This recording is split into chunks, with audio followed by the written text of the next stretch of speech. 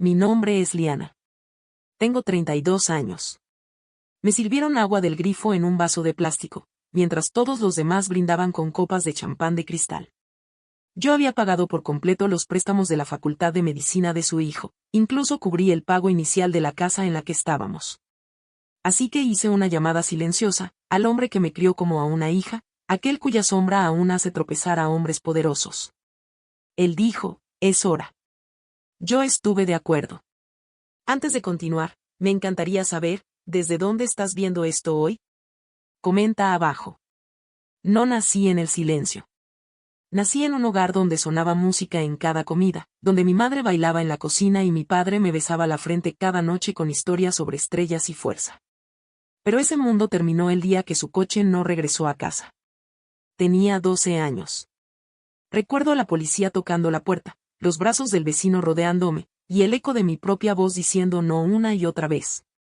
El mundo se volvió borroso durante mucho tiempo después de eso. Hubo parientes que se acercaron, no para ayudar, sino para preguntar por el testamento, la casa, el dinero. Cuando supieron que no había nada, se alejaron tan rápido como llegaron. Fue entonces cuando apareció el señor Fenton. Había sido el amigo más cercano de mi padre, un hombre que solo había escuchado en conversaciones de adultos, un hombre alto con cabello plateado y ojos tranquilos. No trajo flores. Trajo una presencia serena y una simple pregunta. ¿Te gustaría venir conmigo? No sabía entonces lo que realmente quería decir, solo que su mano se sentía firme, y yo no tenía a dónde más ir.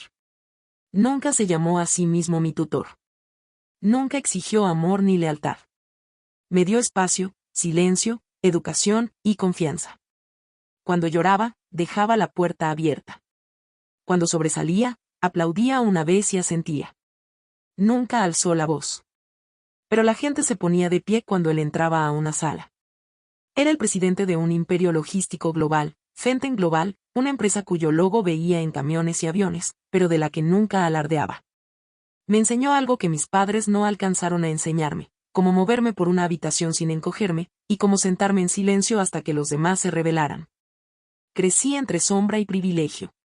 No ostentosa, pero protegida. Fui a un internado en Suiza, a la Universidad de Nueva York, y obtuve mi MBA antes de los 26. Construí una firma de consultoría, especializada, rentable, discreta.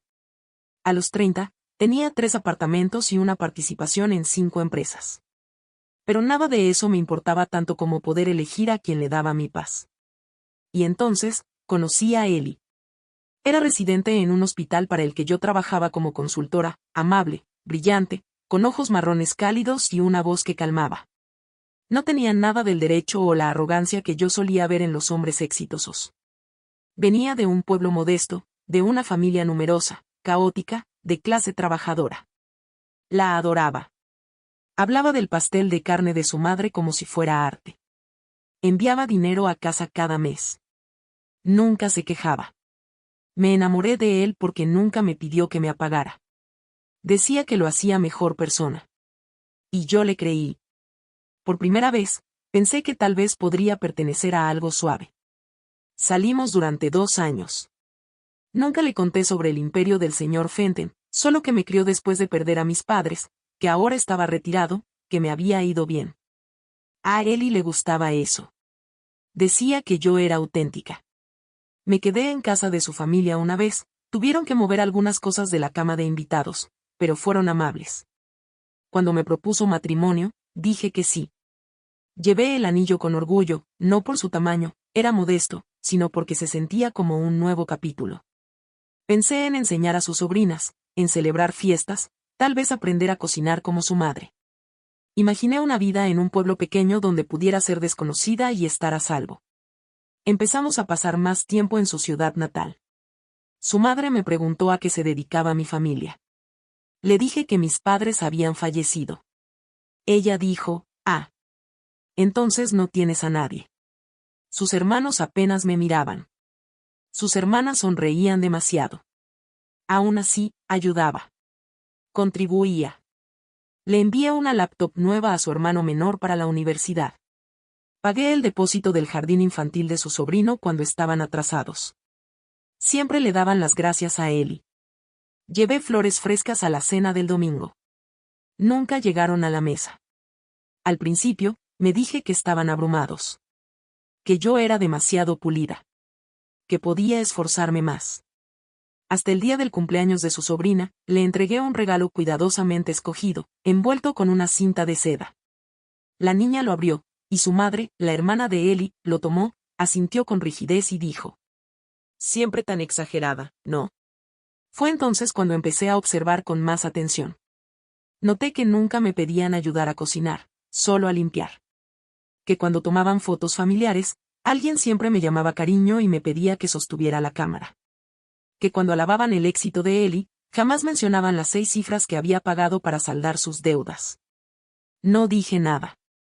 Porque una parte de mí pensaba, tal vez así es la familia. Tal vez uno se gana su lugar poco a poco. Pero esa mentira empezó a resquebrajarse cuando me di cuenta de algo más frío. No querían que yo perteneciera. Querían que me mimetizara, que me encogiera, que desapareciera detrás del nombre de Ellie y su historia. Me veían como algo brillante que había que tolerar, hasta que se apagara. Y la primera señal fue tan pequeña, tan mundana, que casi me pasa desapercibida. Fueron las servilletas de papel. Estábamos organizando una cena de compromiso informal en casa de los padres de Ellie. Había enviado con antelación una caja de servilletas de lino con nuestras iniciales, elegantes, reutilizables, significativas. Cuando llegué, las vi en el suelo junto a la despensa, sin abrir. En la mesa había servilletas de papel de una cadena de comida rápida. Y nadie dijo una palabra. Esa noche, tomé una foto de la caja. Me la envié con el pie de foto. No olvides lo que tiraron. Porque a veces, la falta de respeto es silenciosa. Pero la memoria es más fuerte. La caja de servilletas permaneció en el fondo de su despensa durante meses. Y también lo hizo el saber silencioso en mi pecho. Que sin importar cuánto diera, ellos solo me verían como la chica que no aplaudía lo suficientemente fuerte. Pero no eran los únicos que sabían guardar silencio. Yo también había sido criada en el silencio, pero el mío estaba hecho de acero. Luego vino el día en que comprendí realmente lo que pensaban de mí, y el momento en que dejé de hacer espacio en su mesa. El momento en que dejé de intentarlo, fue el momento en que empezaron a tomar más. Al principio fue sutil, cosas pequeñas. Mi nombre ausente en los mensajes grupales, mis sugerencias sobre el compromiso ignoradas. La madre de Ellie planificaba el menú con su cuñada, que había sido su novia en la secundaria. Se reían de la tradición y de mantener las cosas simples, mientras yo pagaba en silencio la carpa, las sillas, los manteles de lino que decían no poder costear. Nunca vi mi nombre en el recibo. Siempre era el de Ellie. Decían que era generosa. Luego decían que presumía. Una tarde, escuché a su prima decir: «Cree que el dinero puede comprarle un lugar en la familia». Pobre. Pobre. Yo estaba pagando por la casa de los sueños de su hijo. Había pasado 3 meses negociando con el vendedor, asegurando la hipoteca a mi nombre porque la deuda estudiantil de Ellie era demasiado alta. La había decorado yo misma, cada tenedor, cada lámpara, cada toalla, con cuidado. Le entregué las llaves a Ellie con un beso. Su madre la llamó su casa. No me mencionaron en la foto familiar que tomaron ese mismo día. Yo era la que sostenía la cámara. Ese fue el momento en que comencé a documentarlo todo, no por rencor, sino por memoria. Por la verdad. Abrí una carpeta. La etiqueté como borramiento. Dentro había capturas de pantalla de publicaciones familiares donde me recortaban, recibos que pagué desde mi cuenta, fotos de la fiesta de cumpleaños del perro de la familia a la que no me invitaron. A pesar de que el año pasado yo había organizado su cirugía. Aún así, permanecí en silencio. No porque me faltara voz, sino porque quería estar segura. Y las pruebas seguían llegando. Cuando el hermano menor de Ellie se graduó, manejamos 7 horas para la ceremonia. Le compré un maletín nuevo. Ellie dio un pequeño brindis. Su hermano lo miró a los ojos y dijo: «Siempre me has apoyado, hermano. Gracias por todo». Levanté mi copa. Él no me miró. Más tarde, su tía susurró a mis espaldas: «Es bonita, pero no es una de las nuestras». Una de las nuestras. Como si la amabilidad requiriera lazos de sangre. Como si la lealtad dependiera de haber nacido en la casa correcta. como si mi dolor callado, privado, me hiciera extranjera. Me dije que debía aguantar. Sonreír. Por Eli. Porque él me amaba, y yo aún creía que el amor era suficiente para anclar dos mundos distintos. Pero incluso Eli comenzó a cambiar. Empezó a decir cosas como, déjales tener su momento. Cuando me excluyeron de una oración familiar, dijo, se les olvidó, eso es todo. Cuando me invitaron de última a la mesa, dijo, no es para tanto. Sí era para tanto. Porque yo no pedía aplausos. Pedía ser vista. Le dieron a su cuñada la habitación de invitados con el tocador, el vestidor, la cama más suave. A mí me dieron el sofá. Ella obtuvo la habitación. Yo, las obras. Esa frase resonaba en mi cabeza cada noche que dormía en su sofá floreado, el mismo que ayudé a retapizar. Hubo una noche, en particular, que jamás olvidaré. La prima de Eli acababa de tener un bebé. Todos nos reunimos en casa de sus padres. Yo llevé una manta bordada con las iniciales del bebé en hilo dorado. Vi cómo ella la abría, sonreía con rigidez y luego se la entregaba a su esposo sin decir una palabra. Esa misma noche, la encontré colocada sobre la jaula del perro. No dije nada. Sonreí. Recogí los platos. Pero también tomé una foto. Y la envié a la carpeta borramiento. No se trataba de la manta. Ni de las servilletas. Ni del cuarto. Se trataba del mensaje profundo y constante que me enviaban, que sin importar lo que diera, nunca sería valorado. Que siempre sería vista como una visitante, una etapa, una extraña que debía sentirse agradecida por ser tolerada. Y él comenzaba a tratarme como una negociadora, no una compañera. Me agradecía con el mismo tono que usaba con sus corresidentes. Me besaba solo cuando se lo recordaba. Empezó a preguntarme si podía bajarle un poco cuando estaba con sus hermanas. Una incluso me pidió que usara menos negro, dijo que parecía que siempre iba a una reunión de negocios o a un funeral. Quizás sí. Quizás estaba de luto por algo que aún no había enterrado. La gota que colmó el vaso, ese mes, fue el plan de telefonía. Descubrí que habían añadido a los padres de Eli, a sus hermanos y a sus parejas al plan telefónico de mi empresa, sin preguntarme. Cuando lo mencioné, Eli dijo que era solo una cosa de familia y que tenía sentido, ya que yo tenía la buena tarifa. No hablé durante el resto de esa cena. Y en ese silencio, algo se asentó dentro de mí. Una decisión. Dejaría de financiar su rechazo. No con rabia, sino con quietud. Comencé a retirarme, no de forma visible, no de manera ruidosa, sino con precisión. Cambié mis contraseñas. Moví dinero a una cuenta separada. Empecé a regresar más seguido a la ciudad, le decía a Eli que era por trabajo, pero en realidad, era para respirar. Y para planear. Porque yo sabía quién era. Sabía lo que había construido. Y sabía exactamente quién me había criado, no solo un hombre con dinero, sino un hombre que sabía cómo esperar en las sombras hasta que llegara el momento correcto para hablar. Así que yo también esperé. En silencio. Porque un día, volverían a pedirme que me hiciera pequeña. Un día, me pedirían que apareciera, sonriera, pagara, y desapareciera. Y ese día, no sería la chica que creían haber borrado. Ese día llegó antes de lo que esperaba. Y comenzó con una invitación, una que nunca debí ver. Llegó por correo, no para mí, sino para Eli. Un sobre marfil grueso, con bordes dorados y su nombre completo impreso en letra cursiva. Lo tiró sobre la encimera de la cocina sin mirarlo. Curiosa, lo abrí, pensando que era otra conferencia médica o gala del hospital. Era una invitación de boda. Su prima Amber se casaba en el viñedo de las afueras del pueblo. Un evento formal. Con asignación de asientos. Código de vestimenta. Toda la familia incluida. Toda la familia, excepto yo. Mi nombre no estaba en la lista. La tarjeta de confirmación decía, Dr. Eli Martín y acompañante. No Dr. Eli Martín y Liana, ni siquiera señorita Liana. Solo. Acompañante. Un espacio en blanco. Lo miré fijamente. Esa omisión diminuta. Ese borramiento silencioso. Otra vez. Cuando le pregunté a Eli al respecto, se encogió de hombros. Seguramente se les olvidó. Ya sabes cómo es Amber, deja que su mamá planifique todo. Le pregunté si diría algo. Él dijo, no vale la pena armar un drama. Pero no era drama lo que yo quería. Era reconocimiento. Había pasado 2 años dándoles gracia.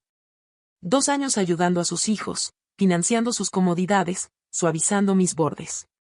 ¿Y ahora era yo un espacio en blanco? Aún así, me vestí para la boda. Llevé un vestido largo verde esmeralda, sobrio y elegante. El cabello recogido hacia atrás. Aretes de perlas. Armadura silenciosa. Cuando llegamos, me dijeron que debía quedarme en la última fila mientras la familia se sentaba al frente. No dije nada. Vi cómo jalaban a Eli para las fotos, para los abrazos, para las risas a las que nunca fui invitada.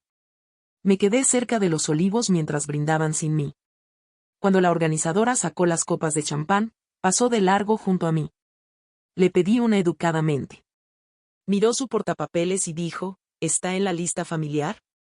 Yo dije, pagué por los manteles sobre los que estás parada. Ella parpadeó. Asintió. Me entregó una copa. Ese fue el momento en que supe que no me estaban ignorando. Me estaban borrando deliberadamente. Ellos me veían. Simplemente se negaban a darme un lugar. Después de la ceremonia, llamaron para una foto grupal. Solo familia, por favor, gritó la madre de Amber. Eli se volteó, me hizo una señal para que me acercara. Antes de que pudiera dar un paso, Amber puso su mano en su brazo y dijo: ella puede tomarse una contigo más tarde. No discutí. Di un paso atrás. Me quedé bajo el mismo olivo, observando las risas, los destellos de las cámaras, la alegría fácil, una alegría que yo había ayudado a construir con trabajo callado e invisible. Más tarde esa noche, encontré mi asiento en la mesa 8, no con él, sino con la asistente del catering y algunos parientes lejanos que nunca había conocido. Me preguntaron a qué me dedicaba. Antes de que pudiera responder, uno se inclinó y dijo: eres solo la novia, ¿verdad? Sonreí. Algo así. Cuando Eli finalmente vino, le dije que estaba cansada. Él dijo que yo siempre me tomaba todo demasiado personal. Me pidió si podía ayudar con los regalos. Los cargué al maletero de un coche cuyo arrendamiento yo había pagado. Esa noche, no lloré. Empaqué mis cosas en silencio. Y regresé a la ciudad sin despedirme. Porque no se trataba solo de la ofensa en la boda. Era el patrón. La negligencia intencional. Y era la manera en que Eli no luchaba contra eso, la forma en que me dejaba cargar con el peso de ser invisible. Regresé a mi ático. Preparé té. Me senté junto a la ventana y reabrí la carpeta marcada como borramiento. Y supe que había permitido que creyeran que eran el centro de mi mundo por demasiado tiempo. Había confundido la proximidad con pertenencia. Y ellos habían confundido mi silencio con permiso. Pero yo había terminado con ser pequeña. ¿Querían que saliera de su foto? Entonces les mostraría exactamente lo que se estaban perdiendo. A la mañana siguiente, llamé al señor Fenton. Habían pasado 3 años desde la última vez que nos vimos en persona. Pero cuando contestó, su voz seguía igual, profunda, medida, imperturbable. Le conté todo. Le dije que estaba cansada. Él dijo: entonces recordémosles quién te crió. Y en ese momento, algo cambió. Ya no era la chica detrás de la cámara. Yo era el ente. Ellos pensaban que la boda había sido humillante. Pero aún no habían visto lo que venía. Porque lo siguiente fue la fiesta de compromiso. Y yo había terminado de ser su invitada. La noche que dejé la boda, no miré atrás. Cerré la puerta del apartamento, me quité el vestido esmeralda que ahora se sentía como un uniforme de humillación, y lo doblé en silencio dentro de una caja. La etiqueté: agosto, boda en el viñedo, último favor. Luego estuve 1 hora en la ducha. Sin lágrimas. Solo agua. Calor. Respiración. No sentía desamor. Sentía agotamiento. No lloraba por un hombre. Lloraba la muerte silenciosa de 1000 pequeñas dignidades. Y en el silencio, comencé a llorarme a mí misma, a la versión de mí que intentó encajar en su pequeñez. A la versión que ofreció ternura solo para recibir frialdad a cambio. Esa noche me acosté y puse una canción familiar en el teléfono, una grabación antigua de la caja de música de mi infancia. La misma que había llevado conmigo en cada mudanza, en cada capítulo. Había sido de mi madre. La melodía era frágil, algo desafinada. Pero me recordaba de dónde venía. Abrí la tapa en la vida real. Escuché el suave tintineo. Olía vagamente a cedro. Dentro, escondida bajo el forro de terciopelo, había una nota escrita con la letra curva de mi madre. Desvanecida pero aún legible. Naciste con fuego. No te disculpes cuando queme. Esa fue la primera vez en meses que me permití llorar. Pero incluso las lágrimas se sintieron limpias. A la mañana siguiente, volví a mi firma. Entré a la oficina tranquila, de cristal, que había diseñado con intención. Mi equipo me saludó con respeto. Mi nombre estaba grabado en latón en la puerta. L.V. Rhodes, fundadora. Aquí, nadie me olvidaba. Nadie me pedía que bajara el tono. Aquí, mi valor no se debatía, se asumía. Abrí mi calendario. Cancelé al proveedor de flores. Pausé el contrato del catering. Reembolsé el alquiler de mantelería para la fiesta de compromiso que la familia de Eli había insistido en organizar íntimamente. Todo estaba bajo mi nombre, mi crédito. Limpié la pizarra. Encendí una vela de lavanda, escribí 2 correos, y luego me senté en silencio. Ese silencio no se sintió vacío. Se sintió como posesión. Pasaron los días. Eli llamó. Escribió. Se disculpó en ráfagas cortas. Dijo que ellos simplemente eran así. Dijo que yo estaba pensando demasiado. Le dije que necesitaba tiempo. Él dijo, está bien. Pero la fiesta de compromiso es el próximo fin de semana.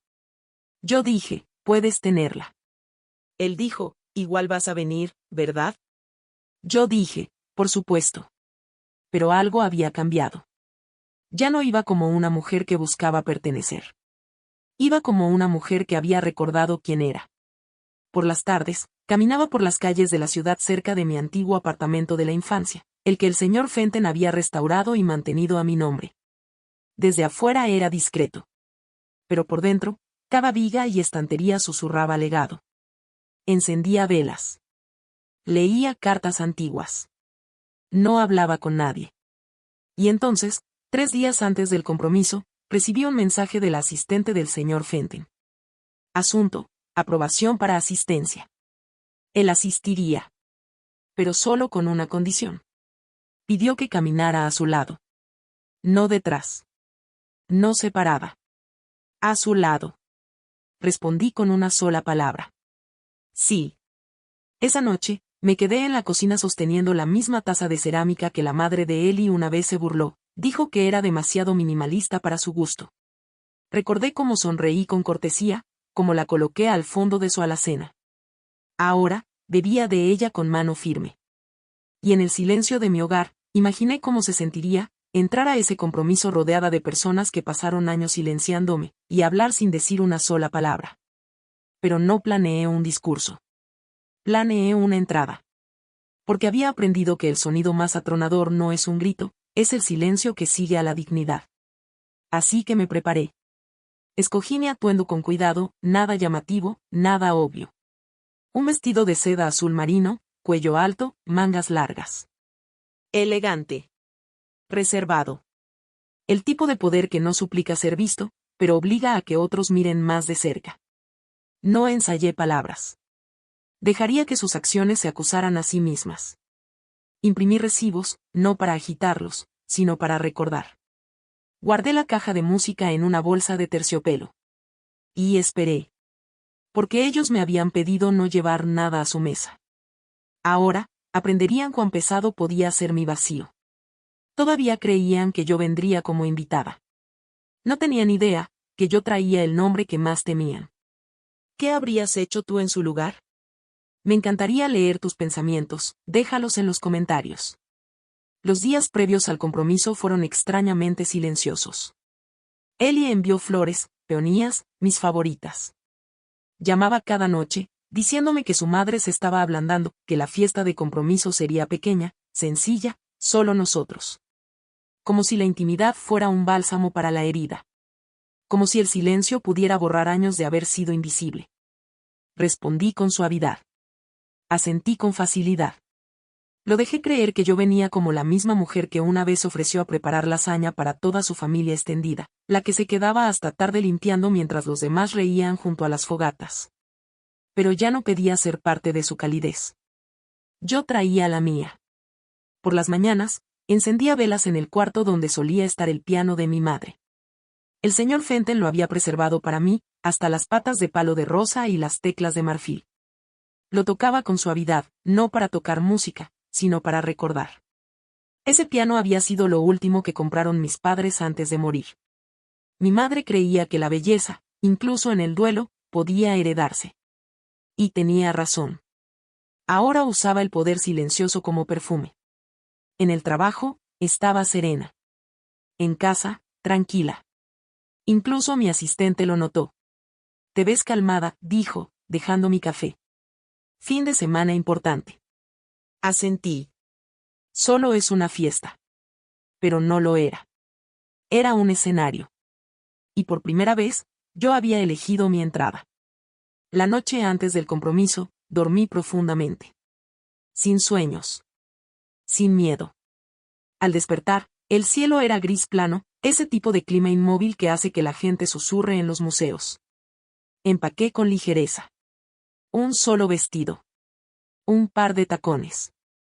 Una pequeña bolsa de terciopelo con la caja de música. La coloqué con cuidado dentro de un bolso de cuero. Reposaba como un latido contra mi costado. El señor Fenton había organizado el transporte. Un coche negro con ventanas polarizadas llegó al mediodía. Subí, y durante los primeros kilómetros, no dije nada. Cuando él subió en la siguiente parada, se veía exactamente como lo recordaba, traje gris sal, corbata plateada, una presencia que curvaba el aire. Se sentó a mi lado. No preguntó cómo estaba. Simplemente me entregó una carpeta. Dentro había 2 documentos, uno era una escritura, el otro un libro contable de empresa. En la parte inferior de ambos estaba mi nombre. «¿Qué es esto?», pregunté, aunque ya lo sabía. «Prueba», dijo. Asentí. Cerré la carpeta. Y juntos, seguimos nuestro camino. Mientras pasaban los pueblos, cercas blancas, tiendas de esquina, buzones oxidados, no sentí rabia. Solo claridad. Ellos me habían mostrado quiénes eran con cada servilleta de papel, cada foto recortada, cada línea de RSVP en blanco. Ahora, yo les enseñaría quién había sido todo el tiempo. Llegamos 5 minutos tarde. A propósito. La casa estaba iluminada con linternas amarillas suaves. Luces colgantes bailaban sobre mesas decoradas con manteles color pastel. Frascos de vidrio llenos de Baby's Press. Toda la decoración era una oda al encanto campestre, pintoresco, romántico, simple. Ellie estaba en la puerta, nervioso en su blazer. Pareció aliviado al verme. «¿Viniste?». Sonreí. «Por supuesto». Se inclinó para besarme la mejilla, y giré ligeramente. Sus labios rozaron mi cabello. Detrás de él, su madre se acercó con los brazos extendidos, toda teatralidad. «Qué bueno que viniste», dijo, como si yo fuera una prima lejana, no su futura nuera. Asentí, pero no dije nada. Señaló la mesa al fondo. «Guardamos un asiento para ti junto a la tía Claire. No al lado de Ellie. No en la mesa principal». Simplemente sonreí. Entonces, el señor Fenton salió de detrás de mí. Su rostro palideció. Sus labios se entreabrieron. Pero no salió ninguna palabra. Él le extendió la mano. «Gracias por recibirnos», dijo con calma. «Siempre aprecio una ocasión bien curada». Ella miró su mano extendida como si pudiera detonar. Los ojos de Ellie se abrieron como platos. Miró de mí a Fenton, luego otra vez a mí. «¿Se conocen?». Coloqué una mano suavemente sobre el brazo del señor Fenton. Él me crió. Silencio total. Sillas que se arrastran. Cabezas que giran. Alguien dejó caer una copa. No había dicho nada dramático. Ningún discurso. Ninguna revelación. Solo la verdad, dicha con sencillez, sin disculpas. Y resonó más fuerte que cualquier acusación. Durante la siguiente hora, observé cómo se reorganizaban. Su padre ofreció una bebida al señor Fenton, con un leve temblor en la mano. Su hermana, la que una vez me llamó demasiado pulida, me ofreció un plato de quesos como si fuera una corona.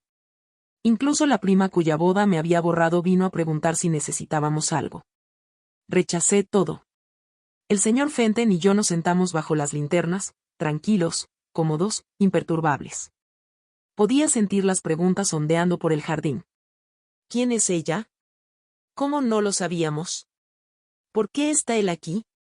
Llegó el brindis de compromiso. El tío de Ellie alzó su copa.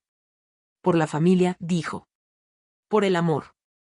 Los aplausos fueron torpes. A medias. Nadie me miró. Y entonces, la banda hizo una pausa. Metí la mano en mi bolso y saqué la caja de música. La coloqué con cuidado sobre la mesa. Giré la llave una vez. El suave tintineo comenzó a sonar, frágil, conmovedor, hermoso. La gente volteó, confundida. Pero cerré los ojos. Porque no la tocaba para ellos. La tocaba para mi madre. Y quería que me escuchara ahora.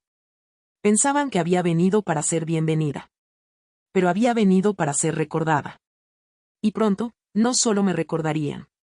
Reescribirían toda su historia en torno al momento en que finalmente me puse de pie. No me puse de pie para hablar. Simplemente dejé que la música sonara. Ese suave tintineo flotó a través de su velada tan cuidadosamente curada como humo en una habitación cerrada. Uno a uno, las conversaciones murieron. Los tenedores se detuvieron en el aire. La risa se volvió un silencio perplejo. La caja no era grande, ni lujosa. Pero era mía, antigua, tallada, desgastada por el tiempo. Una reliquia de la vida que ellos jamás se molestaron en preguntar. El señor Fenton se recostó en su silla, observando. No dijo nada. Nunca lo necesitó. Ellie se acercó lentamente. ¿De dónde es eso?, preguntó, tratando de disimular la incomodidad con curiosidad. Pasé los dedos por la suave curva de la madera. Era de mi madre, dije. La tocaba todas las noches antes de dormir. Asintió distraídamente, mirando a su alrededor. Pude ver los cálculos detrás de sus ojos, cómo suavizar la tensión, cómo volver a centrar la atención en el pastel y la conversación. La gente se pregunta por qué él está aquí, susurró Ellie, mirando al señor Fenton. Deberían preguntárselo, respondí. Frunció el ceño. ¿Por qué no me dijiste que vendría? Porque nunca preguntaste quién me crió. Solo preguntaste quién venía a cenar. Abrió la boca, luego la cerró. Porque era cierto. Durante 2 años, había respondido cada pregunta con cuidado. Había compartido historias en fragmentos, tanteando el interés. Él siempre asentía con educación, pero nunca preguntaba más. Nunca dijo, cuéntame de ellos. Nunca preguntó qué perdiste, ni quién te sostuvo en medio de eso. Veía mi independencia como una novedad. La admiraba en teoría, pero la trataba como un disfraz. Algo que yo podía quitarme para encajar mejor en los videos caseros de su familia y en sus cazuelas heredadas. Nunca preguntó por mi verdadero hogar. Ni por el hombre que lo construyó. Hasta ahora. Lyanna dijo, su voz más baja, más suave. ¿Estás tratando de hacer un punto? Sostuve su mirada. No, dije. Estoy recordando quién soy. Y eso, era el punto. Parpadeó. Detrás de él, su cuñada le susurraba algo a una prima. Vi las miradas de reojo. Vi la sonrisa forzada de su madre. Las grietas empezaban a mostrarse. Entonces llegó el momento que lo cambió todo. El señor Fenton se puso de pie. No de forma ruidosa. No con grandeza. Simplemente, se levantó. Y como si fuera una señal, la multitud se quedó en silencio. No levantó una copa. No pidió silencio. Pero el silencio llegó de todos modos. Gracias por organizar este evento, comenzó, su voz serena, deliberada. Siempre es un placer presenciar el amor, especialmente cuando se entiende, no solo se da por sentado. Miró a Ellie. Luego a mí. Mi ahijada, dijo lentamente, nunca ha necesitado aplausos para ser fuerte. Pero la fortaleza no debe confundirse con invisibilidad. El aire se volvió más denso. Sacó un documento doblado de su chaqueta. Lo colocó con cuidado sobre la mesa, junto a mi caja de música. Esto, continuó, es la escritura de la casa donde planean comenzar su matrimonio. Murmullos recorrieron el lugar. Que ella compró. Que ella posee. Dejó que las palabras flotaran. Permitió que otros se llevaran el crédito. Por amor. Por paciencia. Pero la paciencia no es permiso. Ellie dio un paso atrás, pálido. Ella también posee la hipoteca de la propiedad familiar en Hillview, aquella que le pidieron ayuda para refinanciar. Ahora sí, hubo jadeos. Su madre se cubrió la boca. Su hermano se puso rojo. Ella nunca pidió agradecimiento. Solo ser vista. Luego el señor Fenton colocó una segunda carpeta sobre la mesa. Esto, dijo, es el acuerdo de accionistas que la convierte en la socia silenciosa mayoritaria del brazo logístico de Fenton Global. Vigente desde su 25º cumpleaños. Y entonces dijo la frase que nunca olvidaré. La que sacudió la sala como un trueno envuelto en terciopelo. La criaron para ser elegida. Yo la crié para que eligiera. Se volvió a sentar. No hubo aplausos. Solo silencio. El tipo de silencio que parte a las personas por dentro, porque saben que no hay retorno después de lo que acaba de revelarse. Ellie me miró como si me viera por primera vez. Pero yo sabía mejor. No me estaba viendo a mí. Estaba viendo lo que podía perder. Lo que nunca tuvo realmente. Abrió la boca, pero el señor Fenton alzó un solo dedo, no hacia él, sino hacia mí.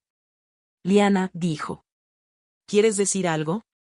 Miré la caja de música. La escritura. Los ojos que ahora se aferraban a mí.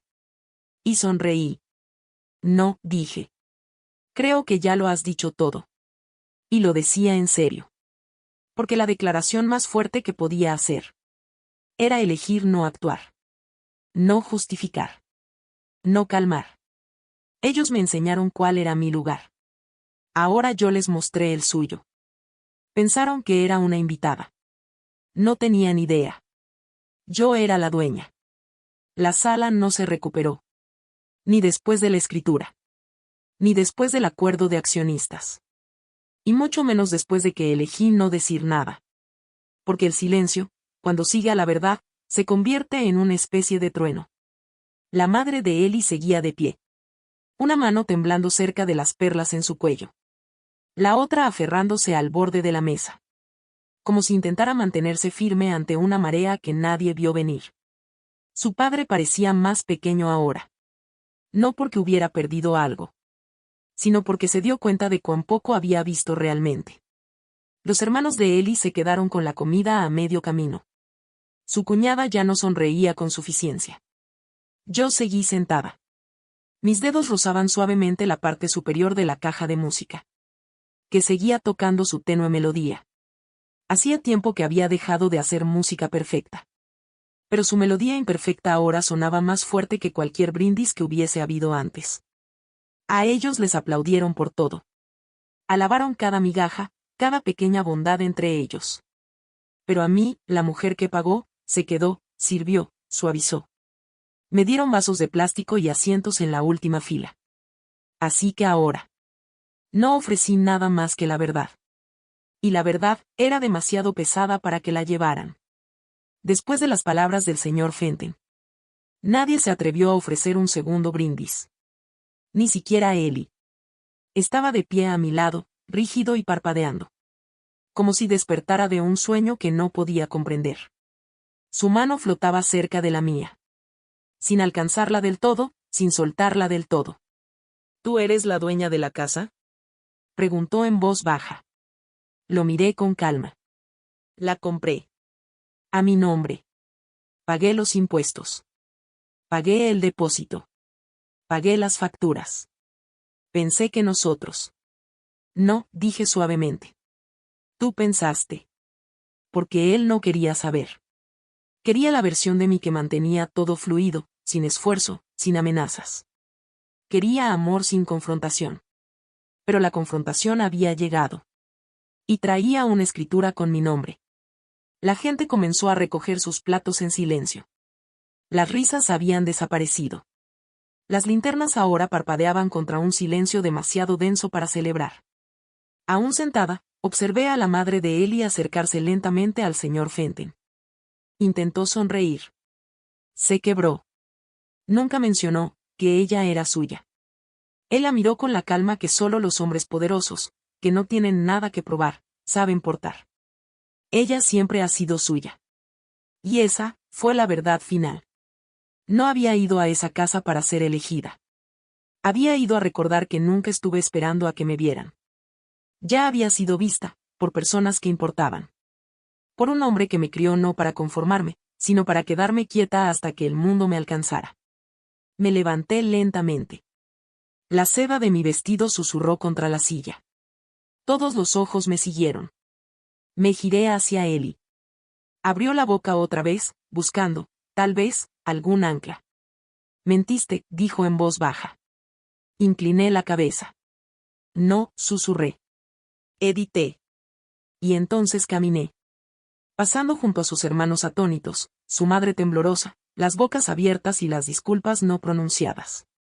Caminé con mi caja de música en la mano, y la escritura doblada cuidadosamente en mi bolso.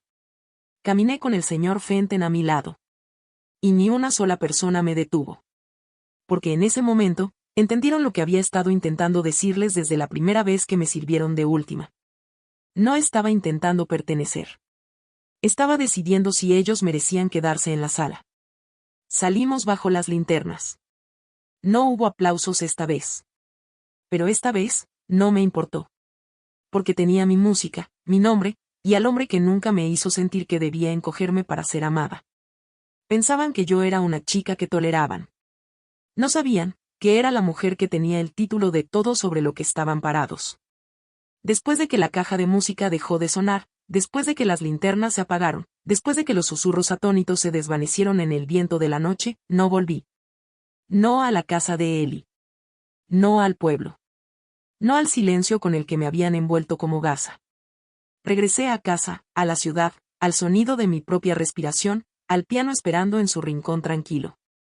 No lloré. No expliqué. Al día siguiente, hice una lista. No de venganza, sino de límites. Porque el silencio les había servido durante demasiado tiempo, ahora, me serviría a mí. La primera llamada llegó antes del mediodía. La madre de Ellie. Dejé que sonara. Luego su hermana. Su padre.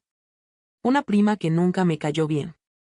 Incluso Amber, la prima novia que una vez me dejó fuera de una lista de invitados, me escribió para decir que había sacudido las cosas de verdad. No respondí. El señor Fenton llamó solo una vez, solo para decir, bien hecho. Luego envió un regalo. Una pluma fuente vintage en un estuche de roble tallado.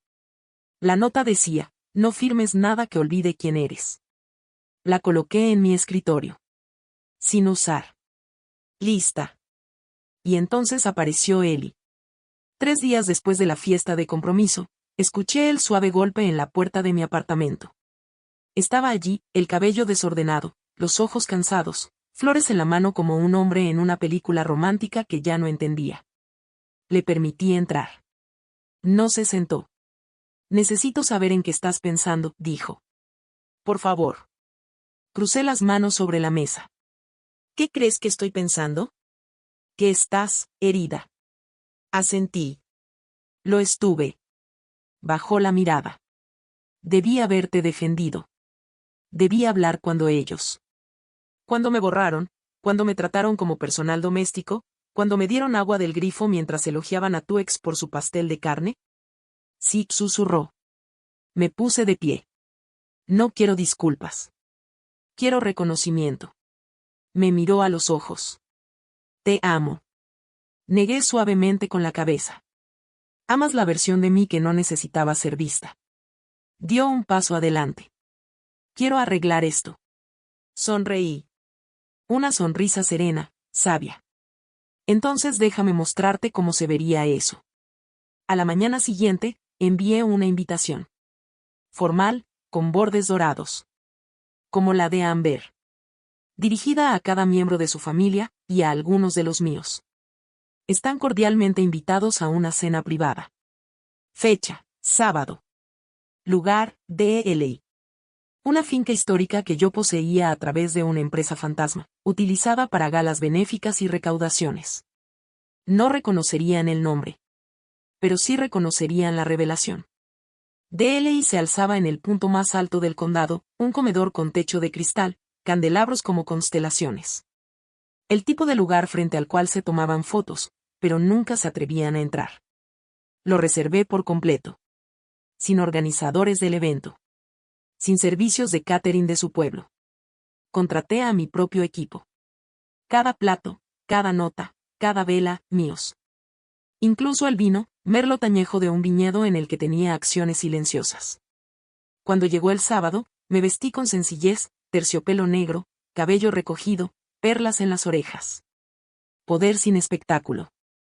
El señor Fenton me recibió en la puerta. Todos están aquí, dijo con una inclinación tranquila. La familia de Ellie llegó en grupos, confundidos pero curiosos. La última vez que los vi, estaba de pie silenciosa en una mesa que intentaron empujarme detrás. Ahora estaba al frente de una que no podían permitirse entrar sin que mi nombre estuviera en la lista. Ellie entró, su mano rozando la mía. «Te ves diferente», susurró. Recordé mi postura, dije suavemente. Tragó saliva. Le permití caminar delante. Dentro, todo estaba iluminado como estrellas de la tarde. Dorado cálido, música suave, el tintinear de plata pulida. Cada puesto tenía una tarjeta. Nombre. Título. Contribución. La mía decía: Liana V. Rhodes, propietaria, anfitriona, guardiana, delegado. ¿Las de ellos? Vacías. Solo un nombre. Nada más. Cuando se sentaron, leyeron en silencio. La madre de Ellie miró la tarjeta. ¿Este evento es tuyo? Sí, respondí. ¿Por qué? Incliné la cabeza. Porque necesito que todos vean lo que sucede cuando una mujer deja de pedir ser invitada. La sala se congeló. Ningún camarero se movió. No sonó música. Solo el sonido silencioso de la comprensión asentándose en cada asiento. No necesitaba gritar. No necesitaba presumir. Necesitaba que todos entendieran que las sillas en las que estaban sentados tenían mi nombre tallado debajo. Todavía creían que eran ellos quienes decidían si yo pertenecía. No sabían que estaba a punto de mostrarles el costo de olvidar quien alimenta la mesa. El aire dentro de D.L.A. cambió, como una cortina siendo corrida. Ya estaban sentados. Todos ellos. Cada miembro de la familia que alguna vez habló por encima de mí, caminó a mi alrededor, asintió más allá de mí, ahora sentados en una mesa a la que nunca soñaron ser invitados. Y la invitación había venido de mí. Pero esto no era venganza. Era revelación. De la clase que no deja moretones, deja marca.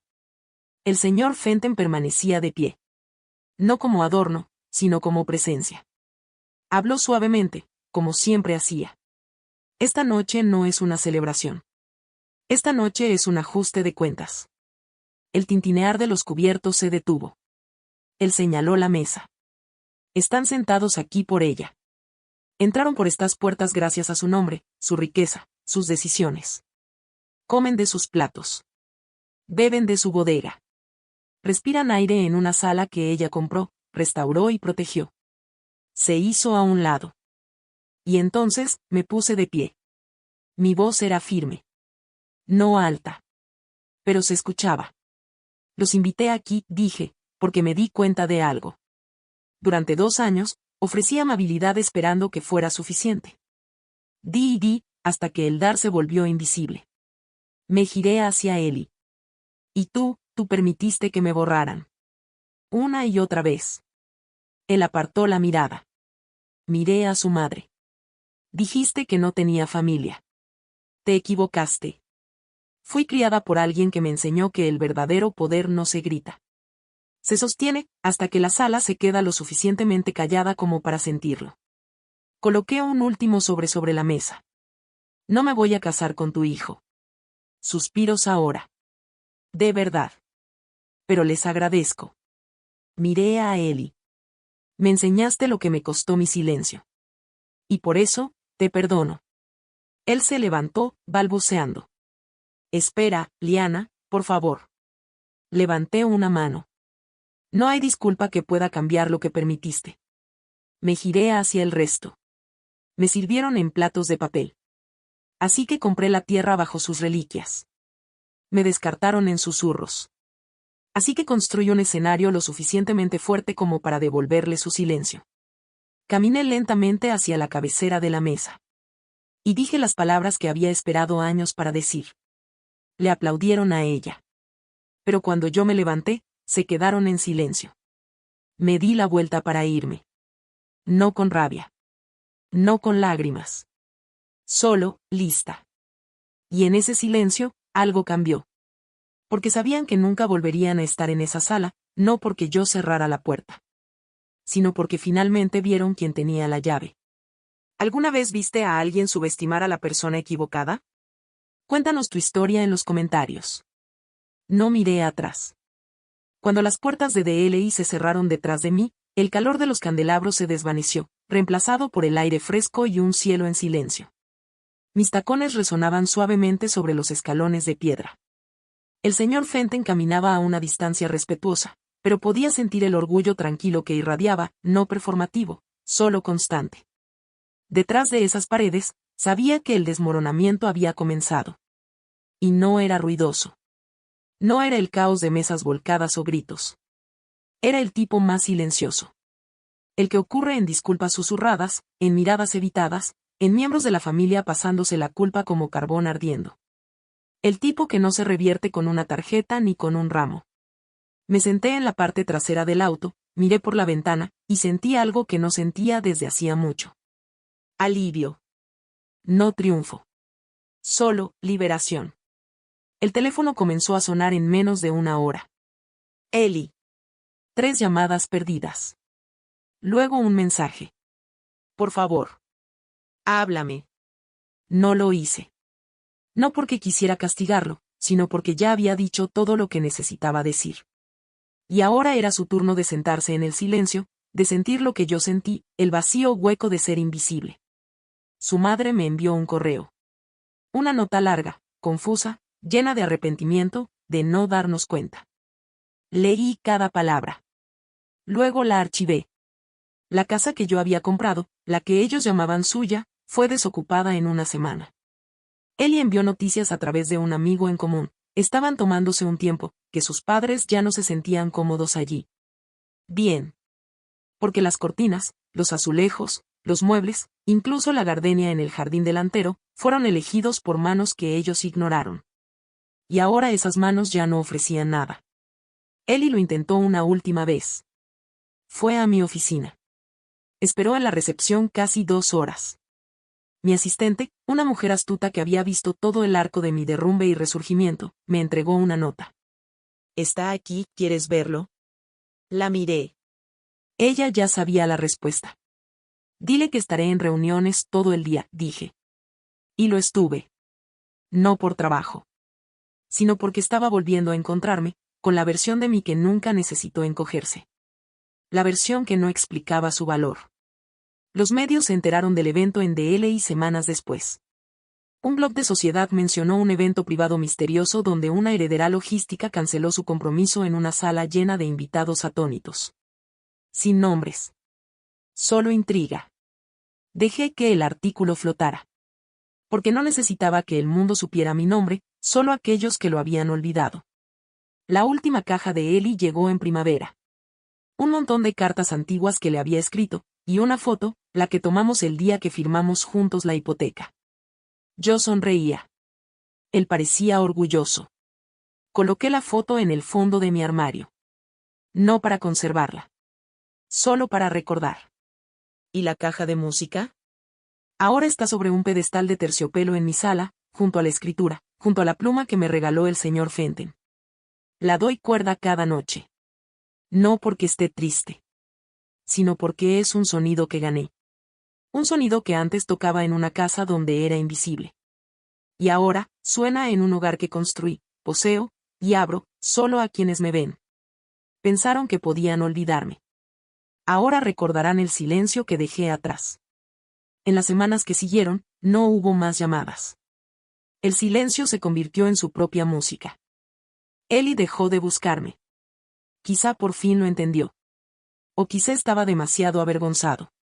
De cualquier forma, le estaba agradecida, no por su ausencia, sino por la paz que dejó. Una paz que no tenía nada que ver con él, y todo que ver conmigo. No extrañé las cenas familiares. No extrañé las sonrisas forzadas, las cazuelas secas, las correcciones cuidadosas cada vez que hablaba con firmeza. No extrañé ser recortada de las fotos ni ser elogiada por cosas que no hice mientras mis verdaderos esfuerzos se atribuían a otra persona. Lo que extrañé fueron las ilusiones. La ilusión de que el amor podía sobreescribir el silencio. Que la paciencia podía reescribir la historia. Que la amabilidad por sí sola podía tallar un lugar en una familia que ya había decidido quién pertenecía. Soltar esas ilusiones fue como sacar astillas de la piel. Una a una. En silencio. Pero cuando terminé, pude respirar. Redecoré el apartamento. Nada dramático, solo pequeños cambios. Luz más suave. Una manta más pesada para mi sillón de lectura. Un tocadiscos nuevo. Y un jarrón para las flores que me compro cada jueves. Volví a tocar el piano. Al principio, fue torpe, notas vacilantes y acordes inciertos. Pero no me juzgué. Porque ya no estaba actuando. Estaba recordando. Algunas mañanas me sentaba frente al piano, aún con mi bata puesta, tomando café, presionando las teclas hasta que surgía una melodía. La caja de música estaba cerca, siempre enrollada, siempre lista. Su tintineo silencioso se convirtió en mi campana matutina. Un sonido de supervivencia, de suavidad recuperada. Luego llegaron las cartas. Una de la tía de Ellie, una disculpa cuidadosamente redactada. Una de su hermano menor, solo un dibujo de una casa y un corazón. Una de su madre. Ella escribió: confundimos tu silencio con arrogancia. Ahora veo que era gracia. No respondí. Porque el perdón no siempre requiere conversación. A veces basta con seguir adelante sin amargura. A veces basta con ya no doler. El señor Fenton vino de visita una vez ese mes. Entró por la puerta principal, echó un largo vistazo a mi sala, las luces suaves, la caja de música, la elegancia tranquila, y simplemente dijo: te queda. Compartimos té. No preguntó nada sobre Ellie. Nada sobre el compromiso. Solo hizo una pregunta. ¿Qué vas a construir ahora? Sonreí. Y por primera vez en mucho tiempo, sentí la respuesta surgir sin miedo. Lo que yo quiera. Esa noche, escribí una carta, no para ellos, sino para mí. Una carta de regreso. Una carta de reconocimiento. Escribí: ya no eres la niña que pide ser elegida. Eres la mujer que sabe que es suficiente. La sellé en un sobre y la coloqué en la caja de música, bajo el forro de terciopelo. Para que dentro de años, si alguna vez olvido, tenga mi propia letra para guiarme a casa. La consecuencia fue silenciosa. Sin escándalos. Sin portazos. Solo ausencia. Y en esa ausencia, encontré todo lo que ellos no podían darme. No aplausos. No comprensión. Sino plenitud. De la clase que no necesita permiso para brillar. Ha pasado un año desde que salí de esa cena de compromiso.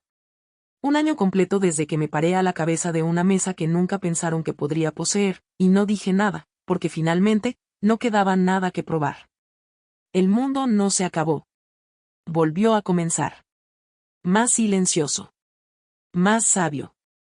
Y completamente mío. Ya no despierto con el pecho apretado.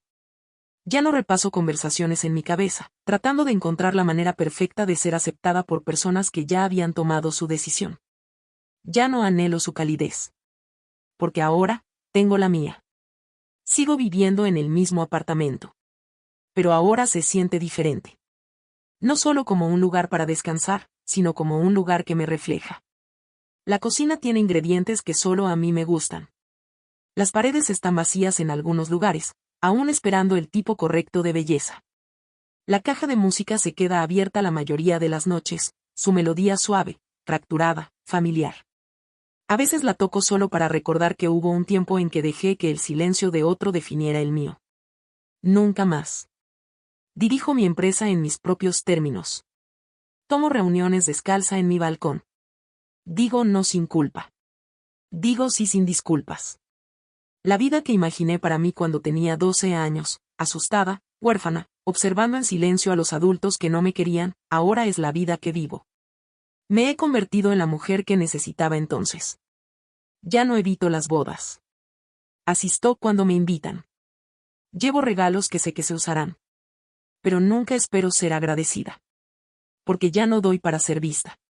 Doy cuando quiero. No porque necesite ser elegida. Eli y yo no hemos hablado. A veces me pregunto si aún cuenta la historia. Si dice que cambié. Si dice que nunca lo vio venir. Esa parte sería cierta. No lo vio venir. Porque nunca realmente me vio. Pero no lo odio. Ni siquiera resiento su silencio. Porque su silencio se convirtió en mi espejo. Y tuve que enfrentarme a mí misma en él para recordar quién era. Hoy en día, doy largos paseos sola. Me compro flores. Escucho los discos favoritos de mi madre. Llevo un diario. Cada entrada termina con la misma línea. Perteneces a ti misma primero. Porque lo hago. Y siempre lo hice. Solo necesitaba salir de una habitación llena de aplausos para las personas equivocadas para volver a escuchar mi propia voz. Ahora, no espero aplausos. No pregunto si soy demasiado. No me doblo por la mitad para que otros se sientan completos. Hablo suavemente. Me muevo lentamente. Amo profundamente, pero solo donde el amor deje espacio para mi nombre. Y recuerdo. No me dejaron fuera. Me fui. Con dignidad. Y ahora, camino en paz. Si alguna vez has tenido que alejarte de tu familia por tu propia paz, debes saber esto, no estás sola. Comparte tu historia abajo. Si te quedaste conmigo a lo largo de esta historia, gracias. No por escuchar el dolor, sino por oír la dignidad debajo de él. Demasiadas de nosotras hemos sido enseñadas a quedarnos calladas, a hacernos pequeñas, a aceptar la falta de respeto porque es solo la familia o no lo decían así. Damos y damos, esperando ganarnos un lugar, sin darnos cuenta de que la mesa nunca fue construida pensando en nosotras. Pero esto es lo que sé ahora. No necesitas sus aplausos para ser valiosa. No necesitas encogerte para ser amada. No necesitas esperar reconocimiento de quienes se benefician de tu silencio. A veces, lo más poderoso que puedes hacer, es irte sin dar un portazo. Déjales el eco. Déjales el silencio en el que una vez viviste, ahora devuelto como un espejo. Porque la paz no es pasiva. La paz se elige. Y a veces, comienza cuando dejas de pedir ser vista y empiezas a verte a ti misma como suficiente. Así que si alguna vez fuiste la que quedó fuera, la que fue interrumpida, la que fue apartada, escúchame. Nunca fuiste el problema. Simplemente eras demasiado entera para su marco roto. Y no necesitas explicar tu valor a nadie que prefiera que seas invisible. Si esta historia tocó algo en ti, si te recordó un momento, un silencio, una decisión, por favor suscríbete para más. Hay muchas historias como la mía esperando ser contadas. Historias de mujeres que fueron subestimadas, y que aún así se levantaron. Historias de venganza silenciosa, justicia suave y libertad ruidosa. Porque a veces, la venganza más inolvidable, es simplemente volverte inolvidable. Y la próxima vez que digan tu nombre, que sea en una habitación que te pertenezca.